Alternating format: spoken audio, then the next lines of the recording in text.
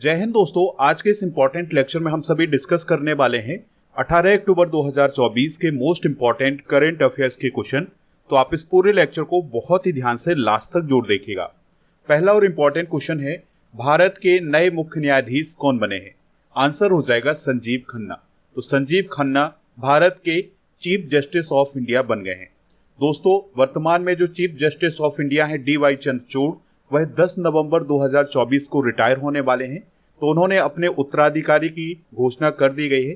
तो संजीव खन्ना अब भारत के नए मुख्य न्यायाधीश बनेंगे और वह 51वें नंबर के मुख्य न्यायाधीश बनेंगे। उनका कार्यकाल 6 महीने का होगा, यानी कि वो 13 मई 2025 को रिटायर हो जाएंगे। यानी वो 6 महीने तक ही चीफ जस्टिस ऑफ इंडिया के रूप में काम कर सकेंगे। संजीव खन्ना कहाँ से संबंधित हैं? तो ये दिल्ली से संबंधित हैं। इनका जन्म 14 मई 1960 को हुआ था और वर्तमान में उनकी उम्र है 64 वर्ष। और जैसे ही वो 65 वर्ष के हो जाएंगे तो वो रिटायर हो जाएंगे। 2019 में इन्हें सुप्रीम कोर्ट का जज बनाया गया था। कुछ और बेसिक जानकारी डिस्कस करते हैं। तो भारतीय संविधान के अनुच्छेद 124 के खंड 2 के तहत भारत के राष्ट्रपति सुप्रीम कोर्ट के मुख्य न्यायाधीश की नियुक्ति करते हैं। यानी कि सुप्रीम कोर्ट के मुख्य न्यायाधीश की नियुक्ति राष्ट्रपति जी के द्वारा की जाती है। वर्तमान में सुप्रीम कोर्ट में 34 न्यायाधीश हैं, जिसमें से एक मुख्य न्यायाधीश होते हैं और 33 अन्य न्यायाधीश होते हैं। सर्वोच्च न्यायालय के न्यायाधीश 65 वर्ष की उम्र तक अपने पद पर रह सकते हैं। सुप्रीम कोर्ट भारत की शीर्ष अदालत है, जिसकी स्थापना 26 जनवरी 1950 को हुई थी और इसने अपना कार्य शुरू किया था 28 जनवरी 1950 को। और यह एक संवैधानिक निकाय है, यानी कि इसका वर्णन संविधान में किया गया है। तो इंडियन कॉन्स्टिट्यूशन के भाग 5 के अध्याय 4 में अनुच्छेद 124 से 147 तक सुप्रीम कोर्ट का वर्णन किया गया है। दोस्तों, भारत के पहले मुख्य न्यायाधीश कौन थे? हरिलाल जेकानिया, जो कि 1950 से 1951 तक चीफ जस्टिस ऑफ इंडिया रहे हैं। भारत के सबसे लंबे समय तक मुख्य न्यायाधीश रहने वाले व्यक्ति कौन है? यशवंत विष्णु चंद्रचूड़, जो कि 1978 से 1985 तक मुख्य न्यायाधीश रहे हैं। सबसे कम समय तक मुख्य न्यायाधीश कौन रहे हैं? कमल नारायण सिंह, वह 17 दिनों तक मुख्य न्यायाधीश रहे हैं। वो 1991 में बने थे मुख्य न्यायाधीश। भारत के सर्वोच्च न्यायालय की पहली महिला जज कौन है? वो है फातिमा बीबी। ठीक है, तो ये सारी जानकारी आप नोट कर लें। आप इस पूरे लेक्चर को लास्ट तक देखिएगा। लास्ट में आपसे क्वेश्चन पूछा जाएगा, जिसका आंसर आपको कमेंट बॉक्स में बताना है। अगर आप चैनल पर पहली बार आए हैं तो चैनल को सब्सक्राइब कर लें, बेल आइकन भी दबा लें, जिससे आपको समय पर सबसे पहले नोटिफिकेशन मिल सकेगा। दोस्तों, अगर आपको सितंबर 2024 के करंट अफेयर्स की ई बुक चाहिए तो स्टडी करके ऐप पर ये ई बुक मिल जाएगी। ऐप का लिंक डिस्क्रिप्शन बॉक्स में दिया गया है, तो वहां से आप इसको प्राप्त कर सकते हैं। जैसे ही आप ई बुक वाले सेक्शन पर जाएंगे, ये ई बुक आपको हिंदी और इंग्लिश दोनों मीडियम में मिल जाएगी। बढ़ते हैं अगले क्वेश्चन की तरफ। मिस इंडिया 2024 का टाइटल किसने जीता है? काफी इंपॉर्टेंट क्वेश्चन है। आंसर हो जाएगा निकिता पोरवाल।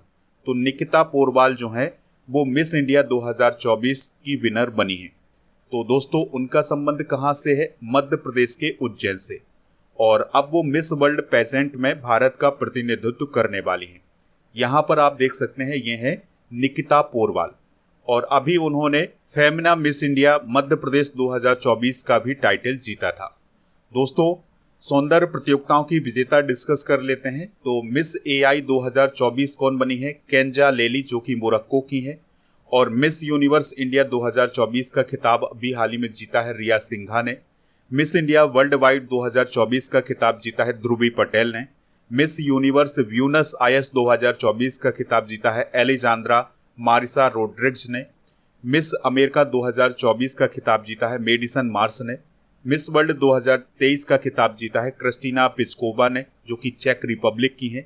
और मिस USA 2023 का खिताब जीता है सबाना गैंकेविज ने। नेक्स्ट क्वेश्चन है दोस्तों, हरियाणा के 11वें चीफ मिनिस्टर कौन बने हैं? आंसर हो जाएगा इसका नायब सिंह सैनी। तो बीजेपी के लीडर नायब सिंह सैनी हरियाणा के 11वें चीफ मिनिस्टर बने हैं। और उन्हें शपथ किसने दिलाई है? तो हरियाणा के जो राज्यपाल हैं बंडारू दत्तात्रेय, उनके द्वारा उन्हें शपथ दिलाई गई है। और नायब सिंह सैनी दूसरी बार चीफ मिनिस्टर बन रहे हैं, इस बात को आप याद रखिएगा। इससे पहले वह 2024 में, यानी कि चुनाव से पहले चीफ मिनिस्टर बने थे और फिर बीच में चुनाव हुआ, अब फिर से वो चीफ मिनिस्टर बन गए हैं। सीएम सैनी के अलावा 13 मंत्रियों ने भी शपथ ली है, जिसमें अनिल विज, कृष्णलाल पवार, राव रणवीर, महिपाल डाणा, विपुल गोयल और कृष्ण बेदी ये सभी मंत्री बने हैं। इसके अलावा रणवीर गंगवा और अरविंद शर्मा, श्याम सिंह राणा, आरती राव, श्रुति चौधरी और गौरव गौतम ये सभी मंत्री बनाए गए हैं। हरियाणा की बेसिक जानकारी डिस्कस कर लेते हैं। तो दोस्तों यहाँ पर आप हरियाणा को देख सकते हैं। कैपिटल इसकी है चंडीगढ़ और इसकी स्थापना 1 नवंबर 1966 को हुई थी और बंडारू दत्तात्रेय गवर्नर और मुख्यमंत्री नायब सिंह सैनी हैं। विधानसभा की कितनी सीटें हैं यहाँ पर? 90 सीटें हैं। अच्छा, यहाँ पर नेशनल पार्क कौन कौन है? सुल्तानपुर नेशनल पार्क और कलेसर नेशनल पार्क। यहाँ के कुछ प्रमुख डांस हैं जैसे घूमर, गंगौर, झूमर और रतबई। और वन्यजीव अभ्यारण्य कौन कौन है? मोरनी हिल्स, वीर शिकारगढ़ और छिलछिला झील और खपरबास। इसके अलावा रामसर साइट कौन कौन है यहाँ पर? भिंडावास वन्यजीव अभ्यारण्य और सुल्तानपुर नेशनल पार्क, ये सभी यहाँ पर रामसर साइट हैं। अगला क्वेश्चन है, हाल ही में न्याय की देवी की नई मूर्ति कहाँ लगाई गई है? आंसर हो जाएगा सुप्रीम कोर्ट में। तो भारत के सुप्रीम कोर्ट में अभी न्याय की देवी की नई मूर्ति लगाई गई है। न्याय की देवी को हम लेडी ऑफ जस्टिस के नाम से भी जानते हैं। दोस्तों, फिल्मों में आपने कई बार डायलॉग सुना होगा कि कानून अंधा होता है।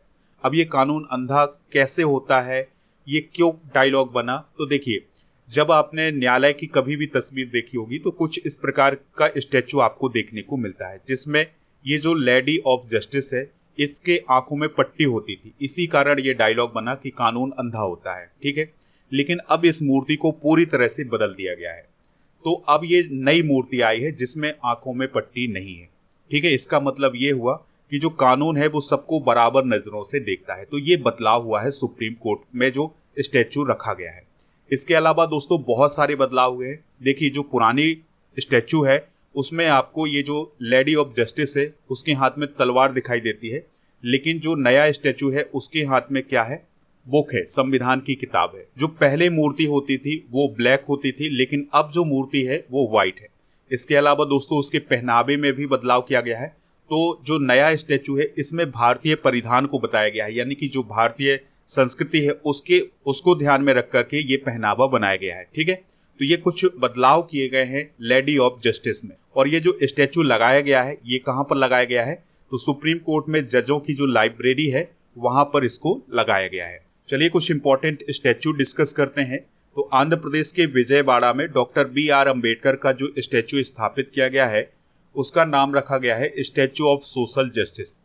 अमेरिका के मैरीलैंड में डॉक्टर BR अम्बेडकर का स्टैचू बनाया गया है, उसका नाम है स्टैचू ऑफ इक्वेलिटी। तेलंगाना में रामानुजाचार्य का जो स्टैचू बनाया गया है उसे भी स्टैचू ऑफ इक्वेलिटी नाम दिया गया है। मध्य प्रदेश के ओमकारेश्वर में आदि गुरु शंकराचार्य का जो स्टैचू बनाया गया है उसे स्टैचू ऑफ वननेस का नाम दिया गया है। बेंगलुरु में नादे प्रभु केम्पेगौंडा का जो स्टैचू बनाया गया है उसे नाम दिया गया है स्टैचू ऑफ प्रोस्पर्टी। और लातूर महाराष्ट्र में डॉक्टर BR अम्बेडकर का जो स्टैचू बनाया गया है उसे स्टैचू ऑफ नॉलेज कहा जाता है। और राजस्थान के पाली में विजय वल्लभ सुरीश्वर जी महाराज का जो स्टैचू बनाया गया है उसे स्टैचू ऑफ पीस कहा जाता है। गुजरात के केवड़िया में सरदार वल्लभ भाई पटेल का जो स्टैचू है उसे स्टैचू ऑफ यूनिटी कहा जाता है। और राजस्थान के नाथद्वारा में भगवान शिव का जो स्टैचू है उसे स्टैचू ऑफ बिलीफ नाम दिया गया है। अगला क्वेश्चन है, ओरछा किस राज्य में स्थित है जिसके संकलित दस्तावेजों को यूनेस्को की विश्व धरोहर समिति ने मंजूरी दे दी है? आंसर हो जाएगा मध्य प्रदेश। तो दोस्तों मध्य प्रदेश की अयोध्या नगरी कही जाती है ओरछा, तो उसको यूनेस्को की विश्व धरोहर स्थल की सूची में शामिल किया जा सकता है, इसकी संभावना जताई जा रही है। क्योंकि यूनेस्को की जो विश्व धरोहर समिति है उसने ओरछा से संबंधित जो दस्तावेज हैं वो मंगाए हैं और उनको मंजूरी भी दे दी है। अब इन दस्तावेजों का अध्ययन किया जाएगा, बाद में ये फैसला लिया जाएगा कि इसको विश्व धरोहर स्थल घोषित किया जाए कि नहीं घोषित किया जाए। अभी जो ओरछा है ये यूनेस्को की विश्व धरोहर स्थल की अस्थायी सूची में शामिल है, ठीक है। तो इसे आने वाले समय में स्थायी सूची में भी शामिल किया जा सकता है। अच्छा, मध्य प्रदेश में अभी वर्तमान में 3 ऐसे स्थल हैं जिन्हें यूनेस्को विश्व धरोहर स्थल घोषित किया गया है। इसमें खजुराहो के जो स्मारक हैं इन्हें 1986 में, सांची के जो स्मारक हैं उन्हें 1989 में, और जो भीमबेटका के रॉक शेल्टर हैं इन्हें 2003 में यूनेस्को विश्व धरोहर स्थल घोषित किया गया था। चलिए कुछ इंपॉर्टेंट फैक्ट डिस्कस करते हैं। तो दोस्तों सबसे अधिक विश्व धरोहर स्थल किस देश में है? इटली में, यहाँ पर 59 है। फिर उसके बाद चाइना है जहाँ पर 57 है, और भारत में 43 विश्व धरोहर स्थल हैं, और इस प्रकार से भारत 6वें स्थान पर है पूरी दुनिया में। 2024 में असम राज्य के मोइदम को भारत का 43वां यूनेस्को विश्व धरोहर स्थल घोषित किया गया है। 2023 में कर्नाटक के होयसला मंदिर को भारत का विश्व धरोहर स्थल घोषित किया गया था। 1983 में भारत में सबसे पहले अजंता की गुफा जो कि महाराष्ट्र में है, और एलोरा की गुफा ये भी महाराष्ट्र में है, और ताजमहल जो कि आगरा में है, और उत्तर प्रदेश के आगरा के किले को विश्व धरोहर स्थल घोषित किया गया था। 2023 में यूनेस्को के द्वारा पश्चिम बंगाल के शांति निकेतन को भी यूनेस्को विश्व धरोहर स्थल घोषित किया गया था। दोस्तों अभी हाल ही में यूनेस्को के द्वारा केरल के कोझिकोड शहर को भारत के पहले साहित्यिक शहर के रूप में मान्यता प्रदान की गई है। भारत ने यूनेस्को की विश्व विरासत सूची 2024-25 के लिए मराठा सैन्य परिदृश्य को नॉमिनेट किया है, और गुजरात का गरबा नृत्य यूनेस्को की अमूर्त सांस्कृतिक विरासत सूची में शामिल किया गया है। नेक्स्ट क्वेश्चन है, हाल ही में किस इंडियन को आईसीसी हॉल ऑफ फेम में शामिल किया गया है? आंसर हो जाएगा नीतू डेविड को। तो अभी हाल ही में इंग्लैंड के पूर्व कप्तान एलिस्टर कुक और साउथ अफ्रीका के पूर्व क्रिकेटर एबी डिविलियर्स और भारत महिला क्रिकेट की महान खिलाड़ी नीतू डेविड को आईसीसी हॉल ऑफ फेम में शामिल किया गया है। यहाँ पर एलिस्टर कुक हैं, ये हैं नीतू डेविड, और ये हैं एबी डिविलियर्स। तो इन सभी को आईसीसी हॉल ऑफ फेम में शामिल किया गया है। अच्छा, ये हॉल ऑफ फेम क्या होता है? तो यह एक प्रकार का सम्मान होता है जो कि आईसीसी के द्वारा अपने खिलाड़ियों को प्रदान किया जाता है। यानी कि जिन क्रिकेटरों ने क्रिकेट के लिए बहुत शानदार प्रदर्शन किया हो, उनके नाम काफ़ी उपलब्धियां हो, तो ऐसे क्रिकेटरों को हॉल ऑफ फेम में शामिल किया जाता है। दोस्तों नीतू डेविड का संबंध कानपुर उत्तर प्रदेश से है, और उन्होंने एक गेंदबाज के रूप में भूमिका निभाई थी। नेक्स्ट क्वेश्चन है, किस देश ने सिंगापुर में पहली शाखा खोली है? आंसर हो जाएगा HDFC बैंक। तो HDFC बैंक ने सिंगापुर में अपनी पहली शाखा खोली है, उसका उद्घाटन किया है। HDFC बैंक इससे पहले हांगकांग, बहरीन और दुबई में भी अपनी एक शाखा खोल चुका है। HDFC बैंक की स्थापना 1994 में की गई थी। मुंबई महाराष्ट्र में इसका मुख्यालय है। अध्यक्ष हैं अतानु चक्रवर्ती और CEO हैं शशिधर जगदीशन। दोस्तों अभी हाल ही में HDFC बैंक के द्वारा लक्षद्वीप में भी एक शाखा खोली गई थी। तो लक्षद्वीप में शाखा खोलने वाला पहला निजी बैंक कौन है? HDFC bank. सिंगापुर की बात करें तो यह एशिया महाद्वीप में स्थित है, और कैपिटल इसकी सिंगापुर ही है। प्रधानमंत्री हैं लॉरेंस बोंग, राष्ट्रपति हैं थरमन सनमुगरत्नम, और करेंसी है सिंगापुर डॉलर। और यहाँ पर दोस्तों जो लोग रहते हैं उनमें सबसे ज़्यादा चीनी मूल के लोग रहते हैं, और आपको याद रखना है कि यहाँ पर भारतीय मूल के लोग भी काफ़ी बड़ी संख्या में रहते हैं। अगर हम थरमन सनमुगरत्नम की बात करें तो इनका संबंध भी कहीं ना कहीं भारत से है, यानी कि ये भारतीय मूल के हैं। अगला क्वेश्चन है, 7वीं अंतर्राष्ट्रीय सौर गठबंधन सभा कहाँ आयोजित की जाएगी? तो यह नई दिल्ली में आयोजित की जाएगी, और इसका आयोजन 3 से 6 नवंबर तक किया जाएगा, और इसका आयोजन होगा भारत मंडपम नई दिल्ली में। दोस्तों बात करते हैं इंटरनेशनल सोलर अलायंस या अंतर्राष्ट्रीय सौर गठबंधन की। तो इसकी स्थापना 2015 में की गई थी इंडिया और फ्रांस के द्वारा। ठीक है, इसके वर्तमान में महानिदेशक हैं अजय माथुर, और इसका हेडक्वार्टर गुरुग्राम हरियाणा में है। कुछ इंपॉर्टेंट फैक्ट डिस्कस करते हैं। तो अंतर्राष्ट्रीय सौर गठबंधन का 101वां सदस्य कौन बना है अभी हाल ही में? नेपाल। केंद्रीय नवीन एवं नवीकरणीय ऊर्जा मंत्री और अंतर्राष्ट्रीय सौर गठबंधन के अध्यक्ष कौन है? प्रहलाद जोशी जी। पराग्वे 100वें सदस्य के रूप में अभी हाल ही में इंटरनेशनल सोलर अलायंस में शामिल हुआ है। जापान को पीछे छोड़ते हुए भारत विश्व का तीसरा सबसे अधिक सौर ऊर्जा उत्पादक देश बना है। भारतीय सौर ऊर्जा निगम ने छत्तीसगढ़ के राजनांद गांव में भारत की सबसे बड़ी सौर बैटरी ऊर्जा भंडारण प्रणाली चालू की है। तो ये सारे इंपॉर्टेंट फैक्ट हैं, इन्हें आप नोट कर लें। अगला क्वेश्चन है, भारत ने किस देश के साथ MQ-9V ड्रोन खरीदने के लिए समझौता किया है? अगला क्वेश्चन है, भारत ने किस देश के साथ MQ-9V ड्रोन खरीदने के लिए समझौता किया है? आंसर हो जाएगा अमेरिका। यानी कि भारत अमेरिका से MQ-9V ड्रोन खरीदेगा। तो ये काफ़ी खतरनाक ड्रोन माने जाते हैं, यानी इनका जो निशाना है वो काफ़ी सटीक है। तो भारत और अमेरिका के बीच में $3.5 अरब का समझौता हुआ है 31 MQ-9V ड्रोन खरीदने के लिए। यानी कि भारत अमेरिका से 31 MQ-9B ड्रोन खरीदेगा। आपको याद रखना है कि 16 स्काई गार्जियन होंगे जो कि वायुसेना में शामिल होंगे और 15 सी गार्जियन होंगे जो कि नौसेना में शामिल होंगे। ठीक है दोस्तों, MQ-9B ड्रोन बनाने वाली कंपनी का नाम क्या है? तो उसका नाम है जनरल एटॉमिक्स। ठीक है, तो ये भी सवाल आपके एग्जाम में पूछा जा सकता है। देखिए MQ-9B ड्रोन की खासियत क्या है? तो यह 35 घंटे तक लगातार हवा में उड़ने में सक्षम है, 40,000 फीट की ऊंचाई पर उड़ सकता है। इसकी जो मारक क्षमता है वो है 11,000 किलोमीटर से ज़्यादा और 338 किलोमीटर प्रति घंटे की इसकी रफ्तार है। अगला क्वेश्चन है, गृह मंत्रालय में विशेष सचिव आंतरिक सुरक्षा किसे नियुक्त किया गया है? आंसर हो जाएगा प्रवीण वशिष्ठ को। तो प्रवीण वशिष्ठ को गृह मंत्रालय में विशेष सचिव बनाया गया है आंतरिक सुरक्षा का। उन्होंने शिवगामी सुंदरी नंदा का स्थान लिया है। दोस्तों, हाल ही में की गई कुछ महत्वपूर्ण नियुक्तियां डिस्कस करते हैं। तो विकास लखेड़ा असम राइफल्स के डीजी बने हैं, शेखर कपूर इफ्फी महोत्सव के निदेशक बने हैं, मनोज मित्तल सिडबी के सीएमडी बने हैं, संतोष कुमार गंगवार झारखंड के गवर्नर बने हैं, प्रीति सूदन यूपीएससी की नई चेयरपर्सन बनी है, नीता अंबानी अंतर्राष्ट्रीय ओलंपिक कमेटी की सदस्य बनी है, राहुल गांधी लोकसभा में विपक्ष के नेता बने हैं, जेपी नड्डा राज्यसभा में सदन के नेता बने हैं, ओम बिरला जी लोकसभा अध्यक्ष बने हैं और प्रदीप सिंह खरोला एनटीए के महानिदेशक बने हैं। अगला क्वेश्चन है, भारत का प्रमुख आयात स्रोत कौन सा देश बना है? आंसर हो जाएगा चाइना। यानी कि भारत सबसे ज्यादा इंपोर्ट किस देश के साथ करता है? तो वो करता है चाइना के साथ। तो दोस्तों, चाइना से इंपोर्ट 56.29 बिलियन अमेरिकी डॉलर तक पहुंच गया है, जो कि पिछले वर्ष से 11.5% की वृद्धि है। यानी कि पिछले वर्ष की अपेक्षा 11.5% की वृद्धि हुई है चाइना के साथ इंपोर्ट करने में। अगला क्वेश्चन है, केंद्रीय मंत्री जयंत चौधरी ने राष्ट्रीय कौशल प्रशिक्षण संस्थान विस्तार केंद्र का उद्घाटन कहाँ किया है? आंसर हो जाएगा विशाखापत्तनम में। दोस्तों, जो जयंत चौधरी जी हैं वो कौशल विकास और उद्यमिता के लिए केंद्रीय राज्य मंत्री हैं स्वतंत्र प्रभार के।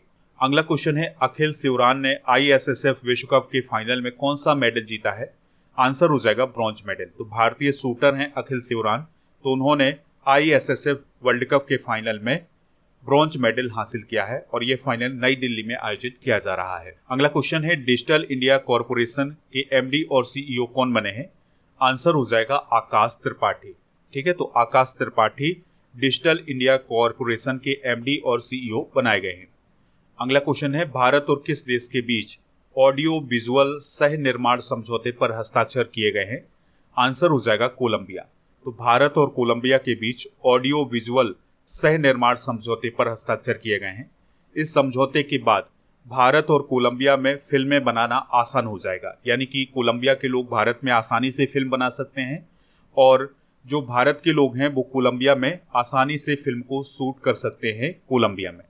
कोलंबिया की बात करें तो यह दक्षिण अमेरिका महाद्वीप का एक देश है। कैपिटल इसकी बोगोटा है और आपको याद रखना है कि कोलंबिया भारत के साथ इस तरह का समझौता करने वाला 17वां देश बना है। देखिए, ये है दक्षिण अमेरिका महाद्वीप, यहाँ पर स्थित है कोलंबिया, वेनेजुएला और इक्वाडोर, पेरू और ब्राजील इसके पड़ोसी देश हैं। अब हम कल के करंट अफेयर्स को एक बार रिवाइज करेंगे। केंद्र शासित प्रदेश जम्मू कश्मीर के पहले चीफ मिनिस्टर कौन बने हैं? Omar Abdullah. World steel association के नए चेयरमैन कौन बने हैं? टीवी नरेंद्रन। SCO के शासनाध्यक्षों की परिषद की 23वीं बैठक कहाँ आयोजित की गई है? इस्लामाबाद। विश्व दूरसंचार मानकीकरण असेंबली 2024 का आयोजन कहाँ किया जा रहा है? नई दिल्ली में। किस अफ्रीकी देश की यूनिवर्सिटी ने द्रौपदी मुर्मू जी को राजनीति विज्ञान में डॉक्टरेट की उपाधि प्रदान की है? अल्जीरिया। नौसेना में चिकित्सा सेवाओं के महानिदेशक के रूप में किसे नियुक्त किया गया है? कविता सहाय। एहसात अजीमा किस देश की भारत में राजदूत बनी है? मालदीव। राजकुमार हिरानी को किस राज्य सरकार के द्वारा राष्ट्रीय किशोर कुमार पुरस्कार प्रदान किया गया है? मध्य प्रदेश। फ्लाइंग फेस्टिवल किस राज्य में शुरू हुआ है? हिमाचल प्रदेश। विश्व खाद्य दिवस हर साल कब मनाया जाता है? 16 अक्टूबर। तो दोस्तों, ये थे आज के करंट अफेयर्स के क्वेश्चन। अब हम जनरल नॉलेज के पिटारे को डिस्कस करेंगे, जिसमें हम आर्ट एंड कल्चर के इंपॉर्टेंट फैक्ट डिस्कस करेंगे। तो दोस्तों, भारत की शास्त्रीय संगीत की जो दक्षिण भारतीय शैली है उसे क्या कहा जाता है? कर्नाटक संगीत। कर्नाटक संगीत का जनक किसे कहा जाता है? पुरंदर दास को। त्यागराज और मुथुस्वामी और श्याम शास्त्रा कर्नाटक संगीत के त्रिरत्न कहलाते हैं। भरतनाट्यम के प्रमुख घराने कौन कौन हैं? मैसूर, तंजौर, कांचीपुरम और पांडनलूर। और मृणालिनी साराभाई, यामिनी कृष्णमूर्ति भरतनाट्यम के कलाकार हैं। कथकली केरल का प्रमुख शास्त्रीय नृत्य है, इस बात को आप याद रखिएगा। कथकली के गीतों की जो भाषा है वो मलयालम है। कथक उत्तर भारत का शास्त्रीय नृत्य है। और पंडित लच्छू महाराज, पंडित बिरजू महाराज, सितारा देवी कथक के प्रमुख कलाकार हैं। कुचिपुड़ी आंध्र प्रदेश का शास्त्रीय नृत्य है। और वल्लुतोल नारायण मेनन, आनंद शिवरामन और कृष्णन कुट्टी कथकली के कलाकार हैं। ओडिसी की बात करें तो यह ओडिशा राज्य का शास्त्रीय नृत्य है। तो ये सारे फैक्ट नोट कर लें। दोस्तों, अब हम सितंबर 2024 के करंट अफेयर्स को एक बार रिवाइज करेंगे। जफर हसन किस देश के पीएम बने हैं? जॉर्डन। एनसीबी के डीसी कौन बने हैं? अनुराग गर्ग। तेजस की पहली महिला फाइटर पायलट कौन बनी है? मोहना सिंह। और वीनस ऑर्बिटर मिशन के लिए कितने बजट का प्रावधान किया गया है इंडियन गवर्नमेंट के द्वारा? 1236 करोड़। विश्व खाद्य भारत 2024 का आयोजन कहाँ किया गया है? नई दिल्ली में। भूख से पीड़ित लोगों को खिलाने के लिए किस देश ने 200 हाथियों को मारने का निर्णय लिया है? जिम्बाब्वे। हाल ही में स्वीकृत की गई प्रधानमंत्री जनजातीय उन्नत ग्राम अभियान योजना की अवधि क्या है? 5 वर्ष। 19वें दिव्य कला मेला का आयोजन कहाँ किया गया है? विशाखापत्तनम। भारत की जीडीपी में सबसे अधिक योगदान देने वाला राज्य कौन बना है? महाराष्ट्र। नालको के सीएमडी कौन बने हैं? ब्रजेंद्र प्रताप सिंह। अटल पेंशन योजना के अंशधारकों की संख्या कितनी हो गई है? 6.9 करोड़। अंतर्राष्ट्रीय विश्वविद्यालय खेल दिवस कब मनाया जाता है? 20 सितंबर को। दोस्तों, कल के करंट अफेयर्स में आपसे पूछा गया था कि FAO का हेडक्वार्टर कहाँ है? तो इसका आंसर है रोम, इटली। तो लगभग सभी लोगों ने इसका आंसर रोम, इटली बताया हुआ है। दोस्तों, आप स्टडी करके ऐप को इंस्टॉल कर लें, इसका लिंक डिस्क्रिप्शन बॉक्स में दिया गया है। यहाँ पर आपको ई बुक, टेस्ट सीरीज और टेस्ट पास ये सभी मिल जाएगा। टेस्ट पास में भारत में जितने भी कॉम्पिटिटिव एग्जाम आयोजित किए जाते हैं उन सभी के लिए टेस्ट मिल जाएंगे और काफ़ी इंपॉर्टेंट टेस्ट हैं ये, तो इनका यूज जरूर करें। अब आपके लिए एक क्वेश्चन है, अंतर्राष्ट्रीय सौर गठबंधन का 101वां सदस्य कौन बना है? जो भी इसका राइट आंसर हो कमेंट बॉक्स में जरूर बताएं। ऐप पर जनवरी से सितंबर तक की ई बुक मिल जाएगी करंट अफेयर्स की, तो इसको भी आप प्राप्त कर सकते हैं। डेली करंट अफेयर्स का टेस्ट आयोजित किया जाता है, तो जैसे आप टेस्ट सीरीज वाले ऑप्शन पर जाएंगे तो ये टेस्ट मिल जाएगा। ई बुक वाले सेक्शन पर जाएंगे तो आपको करंट अफेयर्स की ई बुक के अलावा जीके की ई बुक भी मिल जाएगी। आप हमारे टेलीग्राम चैनल को ज्वाइन कर लें, वहां पर आपको PDF मिल जाएगा डेली करंट अफेयर्स का। हमारे टेलीग्राम चैनल का नाम है स्टडी कर ऑफिशियल, तो ये सर्च करके आप इससे ज्वाइन हो सकते हैं। आप हमारे व्हाट्सएप चैनल और इंस्टाग्राम पेज को भी फॉलो कर सकते हैं, इसका लिंक डिस्क्रिप्शन बॉक्स में दिया गया है।